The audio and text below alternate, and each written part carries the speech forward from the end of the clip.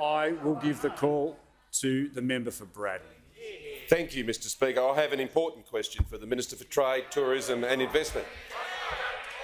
Will the Minister update the House on how the Morrison government is defending Australia's trade interests and the global rules-based trading system, and is the Minister aware of any alternative arrangements? The Minister for Trade, Tourism and Investment has the call.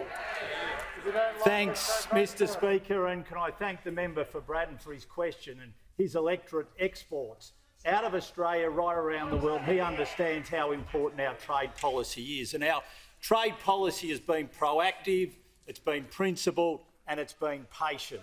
And it's those 3 Ps that we've adopted because they're an important way for us to conduct our trade policy. 9 FTAs concluded since we came to government. That's taken the amount of trade covered by FTAs from 27% to 75% with the conclusion of the UK FTA.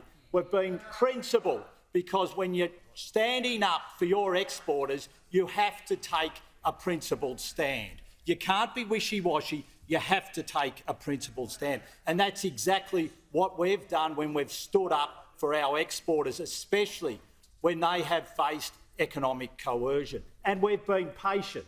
We've been patient because when you're going to get reform of the World Trade Organisation, you've got to make sure that you can work with other countries, take the time and get the reform that you need. Now, I've been asked about alternative policies. Now, the first approach that I've heard of from those opposite is the fork-tongue policy. This is when you're having a bet each way. When you're asked about our current trade disputes with China and how you would resolve them. And what do you say? I would like China to withdraw some of the actions that have been taken to stop Australian products going to China. The Leader of the Opposition. Some. So is it our rock lobster in Western Australia, our barley growers in South Australia, our beef producers in Queensland. Who misses out? Who misses out? We need to know from the Leader of the Opposition. You can't have a bet each way when it comes to these policies.